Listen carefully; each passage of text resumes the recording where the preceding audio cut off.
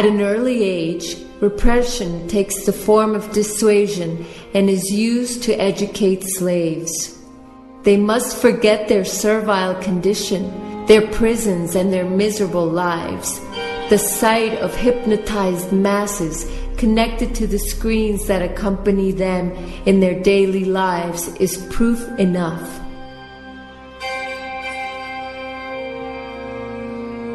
They disguise their permanent dissatisfaction with the distorted image of a dream life made of money, glory, and adventure.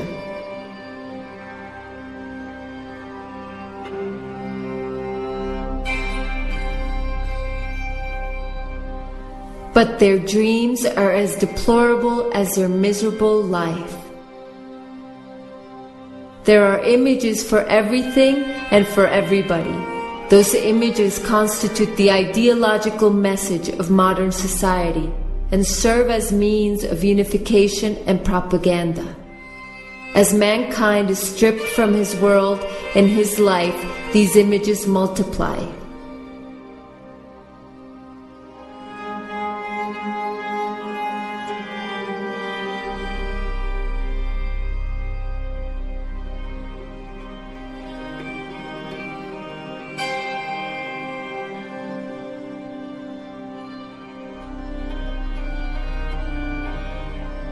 Children are the first target of these images.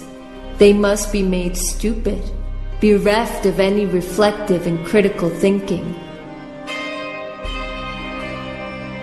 All this is done with the disconcerting complicity of their parents, who have surrendered to the modern communication apparatus.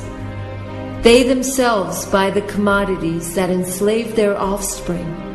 They abdicate their role in their children's education and entrust it to a mediocre and stultifying system.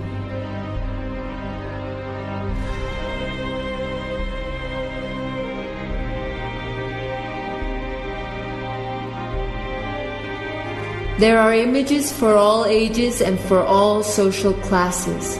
Modern slaves mistake those images for culture and at times for art.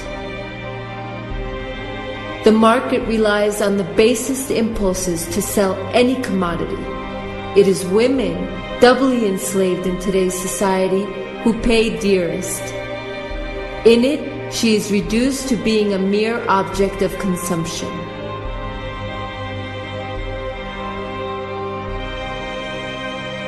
The image of uprising has also been divested of its subversive potential. The image is today the simplest and most. These unfortunate slaves entertain themselves, but the entertainment serves only to distract them from the ills that plague them. Slaves have left their lives in the hands of others to do whatever they will and pretend to take pride in it. They affect satisfaction, but nobody believes it. Even before the cold reflection of the mirror, they fail to fool themselves. They pilfer their time watching idiots who make them laugh, sing, dream, or cry.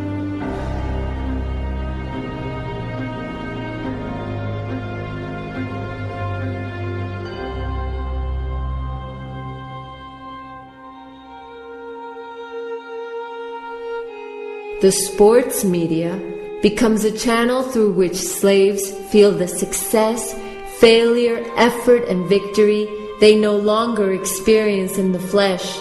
They live by proxy in front of the television set.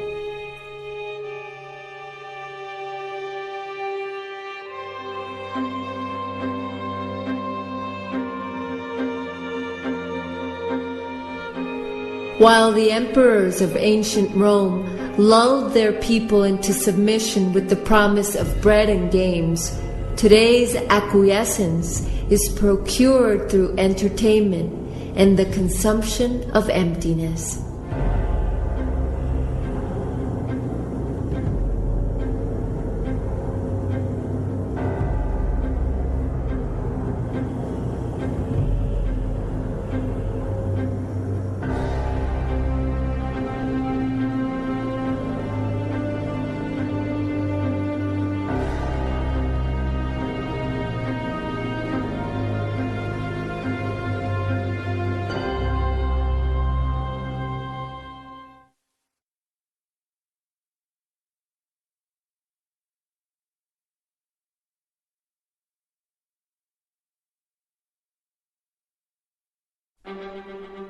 The domination of consciousness is the result of the misuse of language by the social and economic ruling class.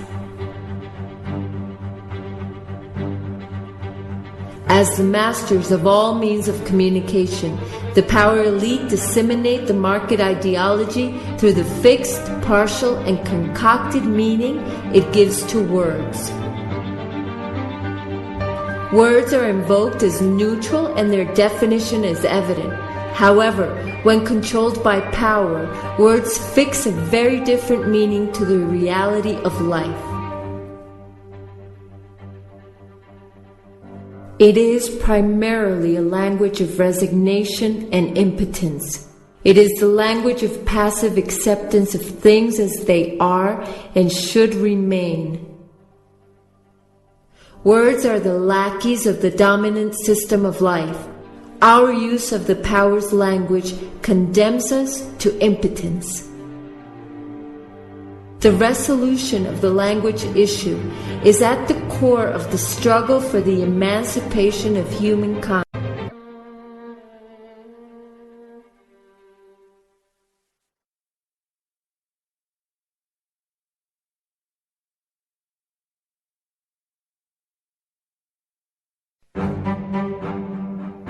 Despite his bonds, the modern slave is convinced of his citizenship.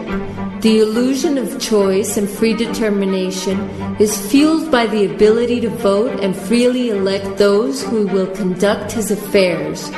When it comes down to deciding the society we want to live in, is there really any fundamental difference between the Social Democrats and the populist right in France? Between Democrats and Republicans in the United States? Between Labor and Conservatives in the United Kingdom? There is no opposition, because the main political parties agree on one essential thing: the conservation of the present mercantile society. None of the political parties that enter into power question the commodities dogma. And those political parties with media complicity monopolize the airwaves. They squabble about trite matters, ensuring the status quo. They fight over who will hold the seats that the mercantile parliamentary offers. Those petty disputes are disseminated by the media as a distraction from the critical debate about the election of the society we want to live in. Appearance and triviality eclipse the confrontation of ideas. None of this resembles, not even from afar, a democracy. Real democracy is defined firstly by the mass participation of citizens in the governance of community affairs. It is direct and participative. The popular assembly and the permanent dialogue about the organization of a common life are democracy's most authentic expressions. Representative and parliamentarian forms of government usurp the name of democracy, limiting the power of citizens to the simple act of voting, that is, to nothing. Deciding between light gray and dark gray is not a real election. Parliamentarian seats are mainly occupied by the dominant economic class, be it the right or the pseudo-leftist social democrats. Power is not to be conquered, it is to be destroyed. It is tyrannical by nature, whether exercised by a king, a dictator, or an elected president. The only difference with a parliamentarian democracy is that the modern slave has the illusion of choosing the master he will obey. The vote has made him an accomplice to the tyranny that oppresses him. He is not a slave because masters exist. Masters exist because he elects to remain a slave.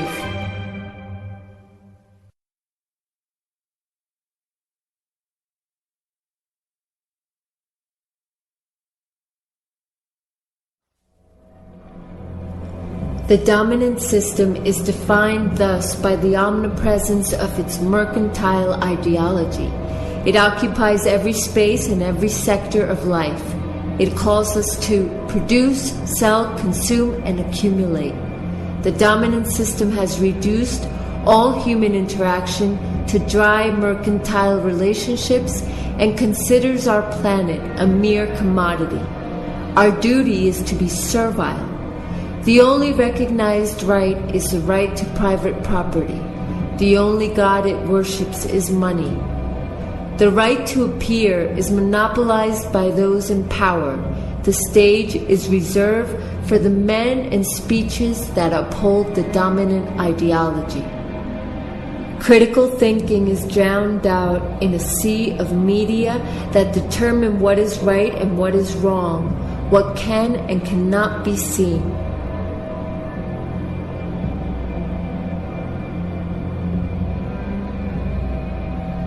The omnipresence of ideology, the worship of money, the media's bias, the absence of democratic pluralism, the lack of a visible opposition, the will to transform mankind and all the world in its image, and repression in all its forms.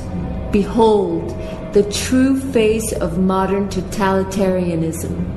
The majority calls it liberal democracy. It is time to call it what it truly is, a totalitarian mercantile system. Mankind, society, and the entire planet serve this ideology.